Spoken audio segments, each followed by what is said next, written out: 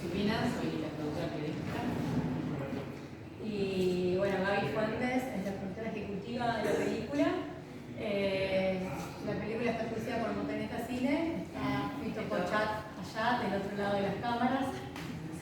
Y bueno, yo soy Giselle Duarte, que soy la directora y la guionista de la película. Y acabamos de terminar de ver la función de prensa de la película acá en la DAC. Bueno, yo lanzo la primera pregunta, si no les parece mal. ¿Qué tal? Yo soy Adriana de Pimpo, de Butaca Argentina. Y bueno, lo primero es, ¿cómo surge la idea? ¿Qué es lo que te hace el clic para hacer este documental? Bueno, no se me ocurre a mí sola porque fue un proceso colectivo donde Gaby fue parte desde el comienzo y muy tempranamente se sumó Silvi, así que un poco la pregunta inicial tenía que ver con ciertas inquietudes que nos atravesaban en un recorrido que venimos haciendo los feminismos y que nos venimos preguntando un montón de cuestiones y repreguntando y cuestionando prácticas y vivencias que venimos teniendo en términos personales, en términos sociales, como mujeres, como disidencias, y en toda esta socialización de estas inquietudes y de estas preguntas y de estas prácticas, muchas veces nos encontramos con amigas, con mujeres, con colegas preguntándonos qué pasaba con los varones, qué preguntas estaban haciendo, qué inquietudes surgían, qué cosas estaban pudiendo registrar de sus propias prácticas, en términos también de nuevo personales, pero también sociales, y no solo en soledad o por ejemplo en el marco de una terapia, sino cuando estaban pudiendo compartir y socializar de sus inquietudes, de sus incomodidades también con otros hombres, con otros varones. No sé si las chicas quieren aportar algo más. Bueno, si veníamos un poco como esta discusión, hay una explosión con el feminismo y hay como un gran debate y estamos todas atravesadas y es como, decimos, bueno, ¿qué le pasa a los varones? Y un poco la pregunta también era cómo compartir, cómo se puede abordar. Eso es un tema que le corresponde al feminismo, ¿no? Algo que siempre nos preguntamos, porque siempre está esta de, bueno, no, que los varones se hagan sus preguntas, nosotros nos hacemos nuestras preguntas. Y un poco lo que nos empezamos a dar cuenta es que esos varones forman parte de nuestras vidas, son nuestros afectos, queremos construir con ellos.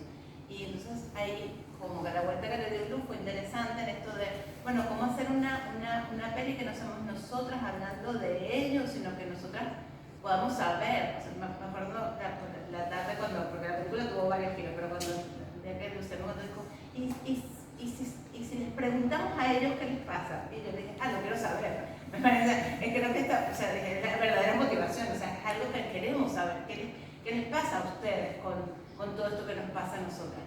Y eso ahí fue como un polvorín porque conectó con una motivación profunda de todas en el equipo también, y de todos, porque descubrimos que es algo que necesitamos saber para podernos encontrar.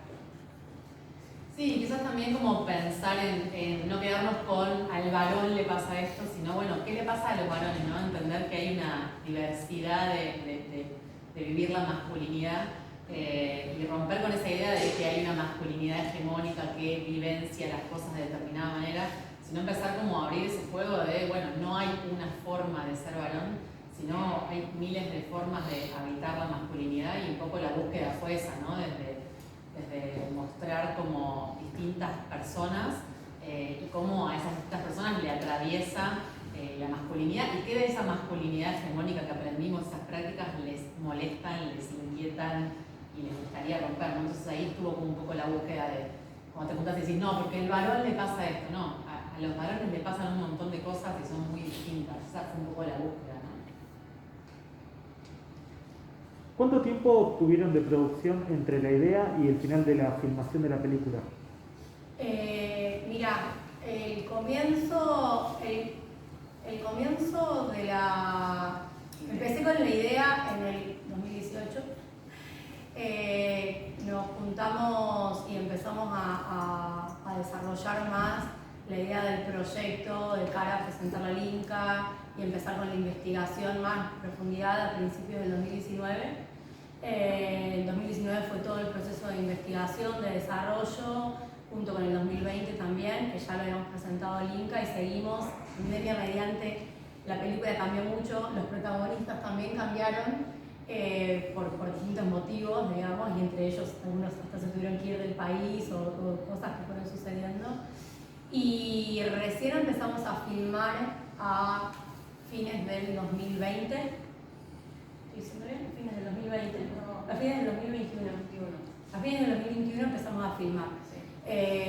Así que fue un proceso que sí, empezó a fines del 2018, filmamos a fines del 2021 y 2022. 2021 terminamos de filmar al principio del 2022 y ya empezamos a montar. Así que el proceso de montaje duró más o menos 4 meses aproximadamente. Y gran parte de la peli, junto con Gabriela, formamos parte acá en la DAC de un laboratorio de dirección, producción y guión que lo recomiendo un montón y que vengo cada vez que puedo y agradezco enormemente porque además es gratuito si te seleccionan el proyecto. Y en el marco de íbamos a empezar a filmar la peli y por pandemia no pudimos y se tuvo que retrasar, y esos meses de gracia, y pienso yo porque la película cambió un montón, pudimos acceder a este laboratorio acá con Natalia Smirnov y Bárbara Sarasola Day, y fue un proceso intensísimo de 2 meses y medio donde la película dio un vuelco enorme, y entre los vuelcos que dio, estos procesos de asesoramiento, de repensarlo en colectivo justamente también, porque éramos un montón de mujeres en el taller. Un taller de género. De edad género. Iba a ser una película que era como más de cine directo, con 3 protagonistas que no eran mi familia, que eran varones que yo no conocía. Y a medida que fuimos como ahondando en el punto de vista y en la implicancia mía y mi mirada en la película, fue saliendo cada vez más pulsando esta idea de que la historia familiar tenía que estar ahí presente. Y yo la resistí un montón hasta que cuando terminé recién en el laboratorio, reescribí todo el guión y apareció la historia familiar, aparecieron los archivos, bueno, y apareció toda una cosa que luego fue en realidad casi que el núcleo de la película, del cual parto para afuera, ¿no? Como el útero, que era masculino. De ahí partimos. Esos varones que participaron en este documental, ¿tuvieron oportunidad ya de ver el film? ¿Y cuál fue la reacción de ellos si lo vieron? ¿Cuál fue la reacción de ellos? Creo que antes de verla tenían mucho miedo, porque también hay una cuestión, incluido mi familia, porque creo que todos sabemos que una cosa es ponerse a dialogar y generar un lazo de confianza y de reciprocidad en un contexto íntimo donde hay un cierto compromiso y respeto, y entonces sucede algo ahí que después no tiene que no se está pensando en el correlato que va a tener luego una vez que eso se convierta en un discurso, se convierta en un relato, en una narración, y ni hablar cuando eso luego esté en una pantalla y se replique. Entonces muchos no se acordaban, me lo habían dicho. Solo algunos, luego de haber filmado, me escribieron y me dijeron: por favor, te pido que esto no aparezca, o te pido que esto. Y sobre todo de los protagonistas, yo lo vi con mi familia antes de que lo veamos en el cine, y lo vimos en San Martín, en el Festival de la Mujer y el Cine, y recién ahí lo iban a ver los 3 protagonistas de la peli que no son mi familia. Yo creo que tenía más miedo que ellos, y la verdad es que lo que a mí me interesó fue que tuve charlas con cada uno de ellos. Sé que los movilizó muchísimo porque hay muchas situaciones de algunos que nos exponen muchas cosas de tu vida, pero lo que me alegró, lo que me alivió y reconfortó fue que se sentían representados por la película. No solo se sienten representados, sino que hoy hay muchos que están pensando en que quieren acompañar, por ejemplo, en entrevistas, cosas que al principio no quisieron ni por casualidad, de repente ahora dicen: bueno, militemos un poco la película, como que de alguna manera hay algo de eso que quizás a ellos les viabilizó ciertas conversaciones también y ciertos diálogos por fuera, pero yo no sabía qué iba a pasar y tenía mucho miedo realmente. Para mí la primera proyección de la película fue de una gran emoción y de un gran estrés, porque sentía mucha responsabilidad respecto de lo que ellos sintieran. No me hubiera sentido para nada cómoda de estar como circulando con una película cuyos protagonistas no se sienten cuidados, o que no sienten que están ahí, o que fueron como que haya algo como de alguna manera un poco demagógico respecto de cómo yo recorté su discurso de algún modo, porque fueron días y días y días y había algunos minutos nada más. ¿Por qué decís que tenías mucho miedo? Primero porque es mi primer película documental, entonces para mí es una gran responsabilidad a la hora de pensar que no estoy trabajando con actores, sino que estoy trabajando con personas que te confieren una confianza y que es su vida la que está ahí. Es la mía también, pero yo soy la que estoy haciendo la película y de alguna manera la que estoy armando la trama del relato, la que estoy decidiendo qué va y la que estoy decidiendo qué no va. Y en esos recortes todos y todas sabemos que puede haber un montón que se conduce una mirada, ¿no? En lo que se elige sacar y en lo que se elige dejar, y en cómo y en qué momento de la trama se elige poner cada una de esas situaciones, y que de alguna manera ellos se hubieran sentido descuidados o se hubieran sentido expuestos, a mí me hubiera incomodado mucho, digamos, a la hora de pensar en seguir como compartiendo felizmente la película con alguno de los protagonistas que no hubiera querido ser, o que pensándolo hoy, con el diario del lunes, no hubiera querido ser parte de esto. A mí no me hubiera generado... Te hago una pregunta con la continuidad de la respuesta anterior. Entiendo que no pusiste las partes que ellos no querían que salieran en la película. ¿Había algún eje en común de lo que no querían que apareciera en la película? ¿O algo te llamó la atención o te impactó? No, hubo ciertos cuidados respecto de situaciones personales que quizás se pusieron ahí de manifiesto en la película, que no me parecía que eran necesarios, que quizás era caer en lugares... caer en lugares de exposición innecesarios o de golpes bajos, que me parece que todo el tiempo intentamos, digo, como que cuando las personas se abren y de repente pueden abrir un montón de lugares de procesos, de personas que quizás vivieron muchas situaciones de vulnerabilidad, por ejemplo, se animan a exponer esas situaciones de vulnerabilidad, también hay un riesgo de revictimizarlos, volviéndolos a poner y atravesar situaciones de mucha crudeza, que se sintieron con la confianza de poder abrirlas, pero una cosa es esa situación y otra cosa es que eso que ellos dijeron una vez se replique hasta el infinito en algún montón de situaciones, cuando una quizás es consciente de que eso que están diciendo lo están diciendo ahí, pero no están teniendo tanto registro de cómo se puede amplificar eso hasta el infinito. Y todo lo que un montón de personas pueden llegar a decir sobre eso que pasó. Entonces hay ciertas cuestiones que tienen más que ver con cuidados de ese tipo, biográficos, y algunas atenciones como concretas de cosas que quizás algunas personas, por ejemplo, en las entrevistas dijeron, y después se dieron cuenta de que en términos personales los podía perjudicar con una pareja o porque no se dieron cuenta y se sintieron cómodos y dijeron esto por favor no lo digas porque esto es un problema de pareja, si esto sale en la película me puede perjudicar, y por supuesto que cómo no vamos a tener en cuenta. Ahí quería agregar una cosita que me parece interesante, además ahí Silvia lo puede complementar. Uno de los miedos al principio con la película era cuando se termina el dispositivo, los hombres van a hablar, era, bueno, los hombres van a querer hablar. Los hombres van a querer unir y participar. Y de pronto tenemos un problema, no se callan más. No se callan más, aparecen por todos lados. Silvia empezó a buscar uno que quiera, y de hecho, solo aquí les digo, tenemos 4 películas más para hacer, de todo lo que se dijo. Fue un gran trabajo lo que dejar por fuera, y eso fue un descubrimiento, fue maravilloso. Partir de pensamos que los hombres no iban a querer, y contaron lo que dice Lu, después hubo que decir, Lu misma diciendo, no, esto mejor no, esto.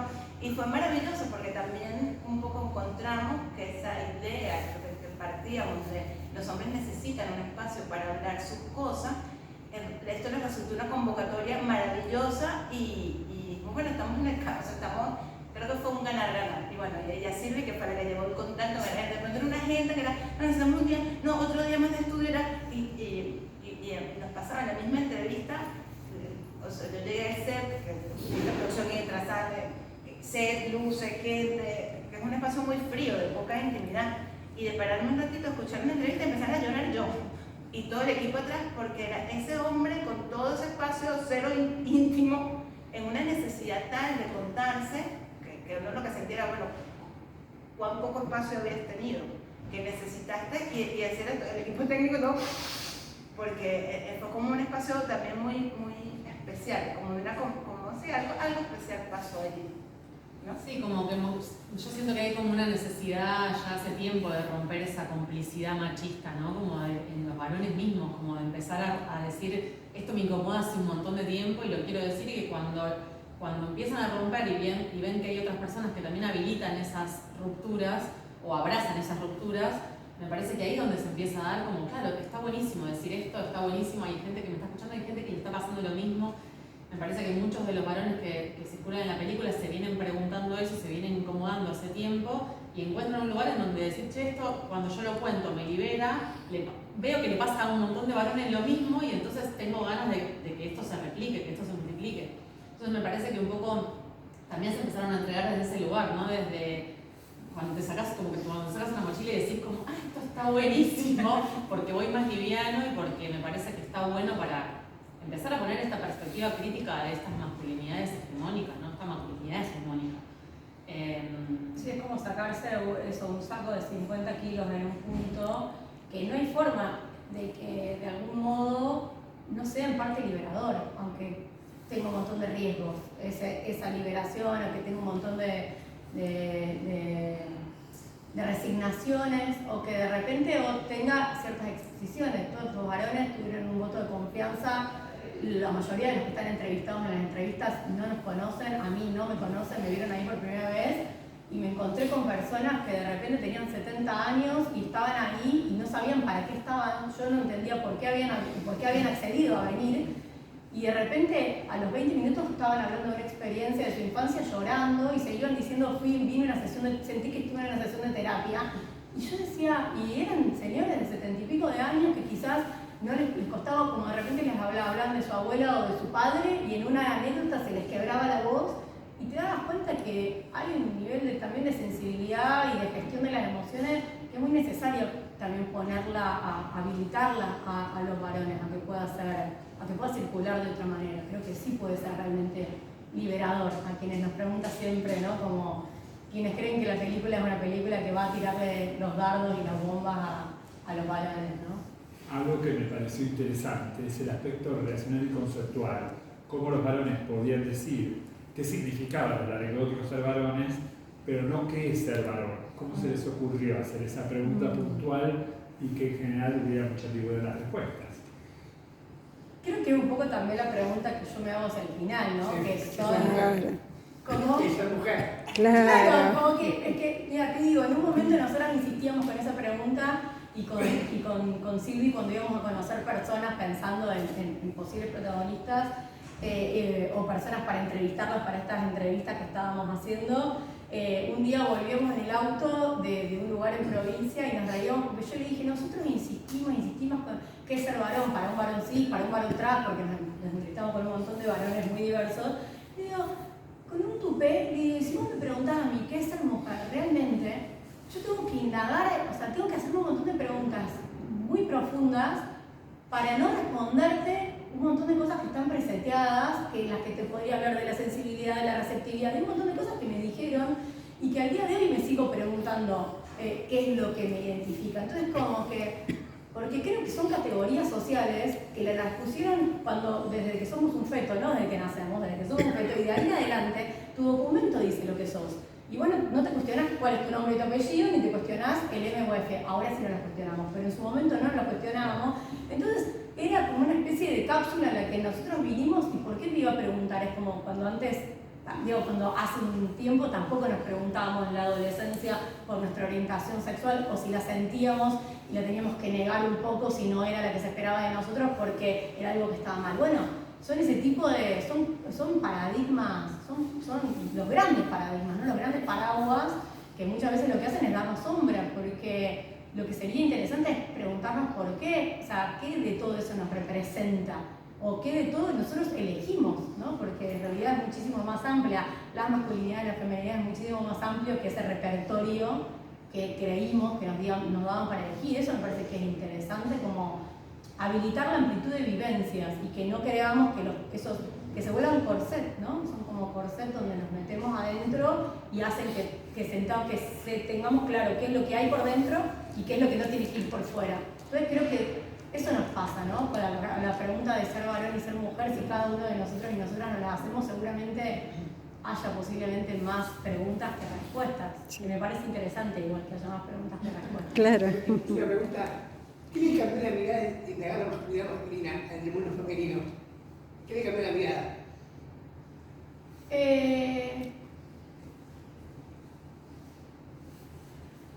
A mí, en lo personal, que yo tenía con los varones de mi familia, con la persona que en ese momento era mi pareja, sobre todo en términos relacionales, que es lo que vos estás planteando, como que me dejó todo el tiempo pensar la construcción de la masculinidad, pero también lo que nosotras todo el tiempo, de algún modo, sin querer, seguimos replicando lo que buscamos en la mirada de las figuras masculinas. De las figuras masculinas en la familia, en las parejas, quienes son madres, digamos, en sus futuros hijos. Entonces, empecé a cuestionarme más abiertamente respecto de qué cosas yo seguía replicando en esa búsqueda de la imagen masculina y en esos roles que todavía seguía creyendo que los varones de algún modo tenían que cubrir de algún modo, y me resquebrajó bastante. Entre eso me separé. Tengo una pareja muy larga, me separé en el proceso de la película, y creo que la película, lo que sucedía con la pareja también, pero creo que la película fue un catalizador de ciertas cuestiones, y en la relación con mi familia y con mis padres, y hasta en mi relación con lo femenino, como que yo creo que hay un montón de cosas que se fueron como resquebrajando y saldando. O sea, fue un proceso medio sistémico, pero sí me ayudó a pensar que tenían más necesidad de hablar de la que, más allá de la dificultad, como que los varones tenían más necesidad de hablar de la que se veía en la superficie, y de que había mayor soledad en ese sentido, y que me parece muy interesante empezar como pequeñas bombitas, empezar como a romper esos cercos de soledad, y me parece interesante poder contribuir a eso, porque la verdad que yo los quiero mucho, los varones. No solo son el 50% de la población, sino que son personas que son parte de mi vida, la van a seguir siendo, y lo que querría es que estemos todos y todas más cerca, no que creamos esto de que los feminismos nos alejan y nos ponen en la vereda de enfrente, ¿no? Me parece que es una de las revisiones de los feminismos en este momento, ¿no? Porque es con todas y todos, y creo que los varones tienen un gran trabajo que hacer, que les toca. Que nadie se los puede facilitar ni poner en bandeja, pero me parece que esto es parte de empezar a poner a circular ese diálogo, ¿no? Me parece que es relacional, que no hay una cuestión de partidos, no somos River Boca, digo, como que hay algo de eso que me parece que es muy viejo seguir pensándolo en esos términos binarios, y creo que es un poco la apuesta de la película, romper ese binarismo. ¿Hay algún testimonio que te hubiese gustado agregar, o a ustedes, quizás algún varón de su familia que dijeran, me hubiese gustado parar en este lugar y no pudieron, o no quisieron, se lo hicieron? Se lo dejo a ella. A mí si pienso en los varones de mi familia, me hubiese encantado. Pero bueno, creo que también es esto que hablábamos antes, es difícil romper y que los varones se animen a hablar y tener una postura políticamente incorrecta, digo, ¿no? Estamos en tiempos en donde también es complejo decir algo y hacerte cargo de eso. No sé particularmente qué otras miradas. Me parece que por ahí sí está bueno, como nosotros tratamos en esta diversidad de varones poder ampliar. Me parece que por ahí hubiese estado bueno también como incorporar a alguien de otra clase social, ¿no? Siempre estuvimos debatiendo un poco eso, como más mayor. Sí, como que siempre la gama era como, puede ser como mucho más grande. Bueno, después hay que hacer un recorte, digamos, de la película también, ¿no? A mí me queda, yo soy venezolana, vivo hace ya un tiempo en Argentina, y un poco, digamos, lo que tengo como el deseo, que es lo que la película viaje a Venezuela, por ejemplo. Siento que me es inevitable ver como en Argentina hay una discusión muy avanzada en términos de derechos civiles, de derechos humanos, de paridad de género, y que creo que a veces estamos tan inmersas en esta discusión que pensamos que esto es un poco general en el mundo, y la verdad que es una burbuja, bien burbuja, y me siento afortunada de poder como estar pudiendo vivir esto, y lo que sí tengo como un deseo de, bueno, como con suavidad ir compartiendo, porque yo creo que la película que logró Lu es una llave más que acaba de mencionar, es de liberar, y creo que hacia el Caribe los varones están bastante lejos de estas preguntas, lo cual no significa ni que están menos solos ni que las necesitan menos, sino todo lo contrario. O sea, creo que es como un camino a andar, y como mucho en esta idea de que los feminismos que pensamos que el mundo se tiene que armar de otra manera, también en términos de productividad, de economía, de relaciones con los recursos naturales. Es algo que tenemos que hacer juntos y bueno, para eso necesitamos acercarnos y creo que esa sería la que tendríamos yo pendiente con mi familia histórica, digamos, mis varones de la historia, machos del Caribe. Nosotros también queríamos que esté mi abuelo, que fue como un poco la piedra fundacional de todos estos mandatos, pero bueno, ya está muy viejito él.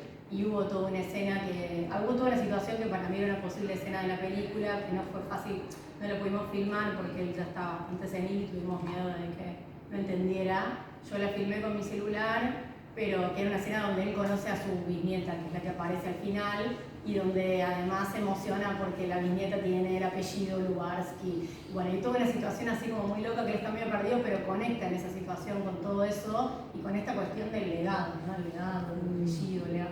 Y que fue muy, como de alguna manera, en que de algún modo, bueno, fue el que mi hermano dice que se dejó de hablar años cuando decidió salir del legado familiar del campo,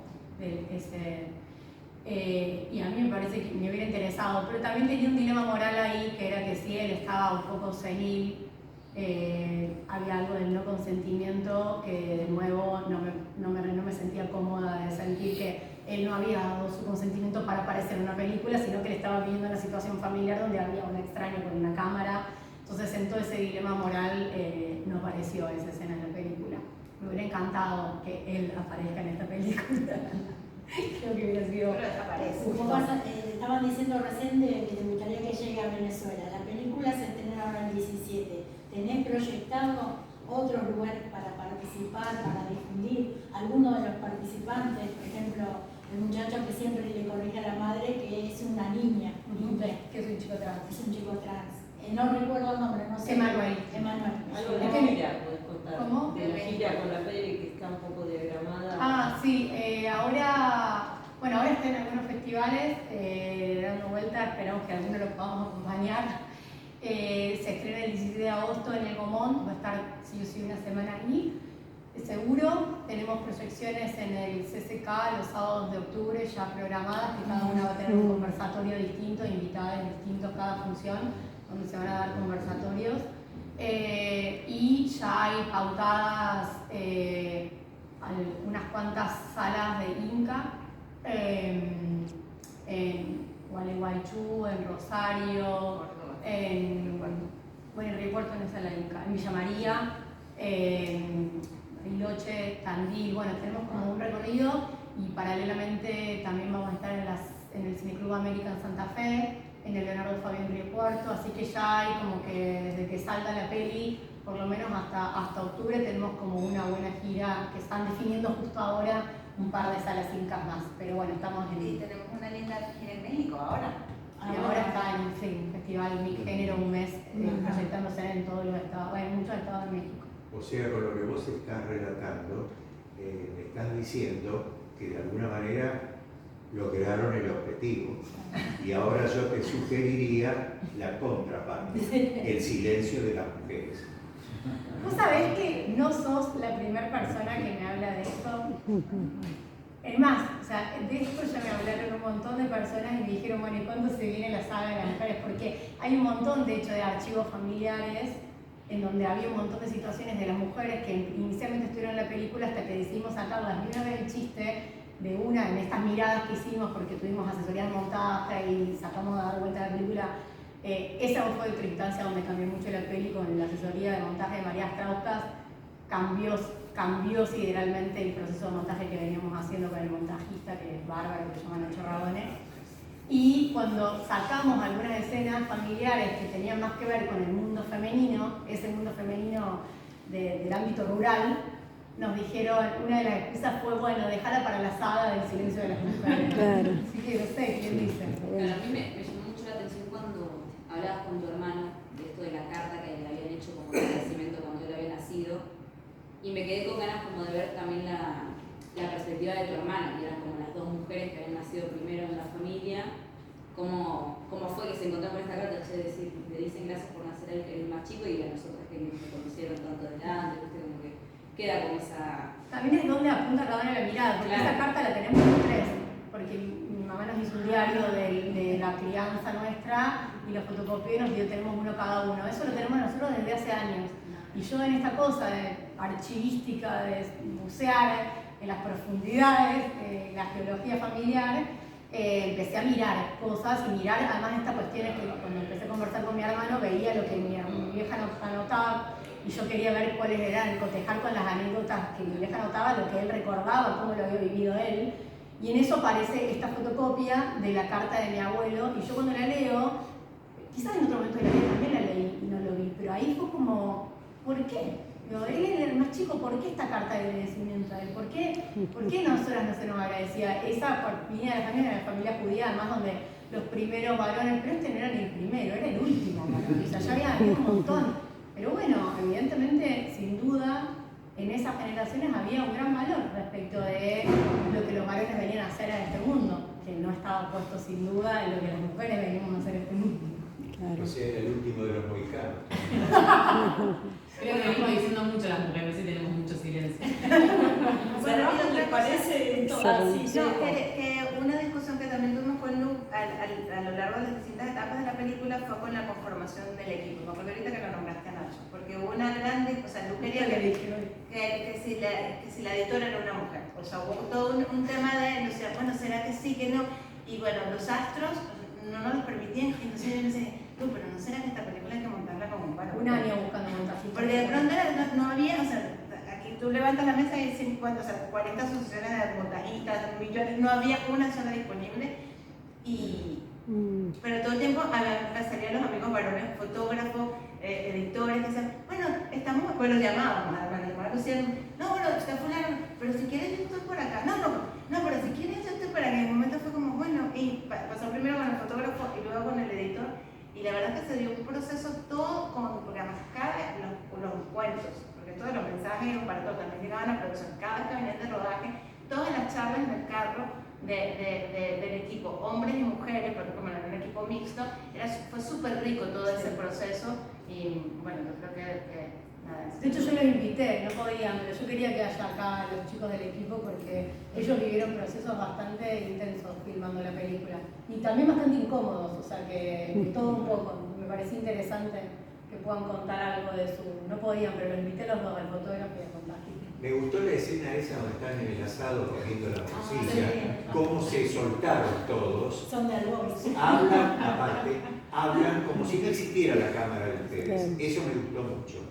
Sí, ellos eran conscientes de que nosotros estábamos ahí, lo único que hicimos estratégicamente por una cuestión lógica fue, o sea, de hecho montamos la situación, digo, conseguimos una quinta, todo para replicar un asado que ellos suelen tener cotidianamente, pero no estábamos consiguiendo el espacio de ellos para hacerlo. Y dijimos, bueno, acá está esta quinta, armamos el asado y ahora le dijimos, ¿y saben ustedes? O sea, la película, yo le dijimos, la película versa de esto, estos tópicos a nosotros nos interesan, si pueden atravesar un poco estos temas, bienvenidos sean, y si no en algún momento quizás se los... Pero luego lo hicimos así, nos fuimos atrás de un árbol y quedó el camarógrafo con la sonidista y ahí está, y había mucho más, que también fue como un ejercicio, había mucho más. Hicimos un ejercicio de montaje muy profundo. Nos imaginamos. Se nota que había mucho más, sí. Bueno, ahora sí, cerremos porque pueden hacer entrevistas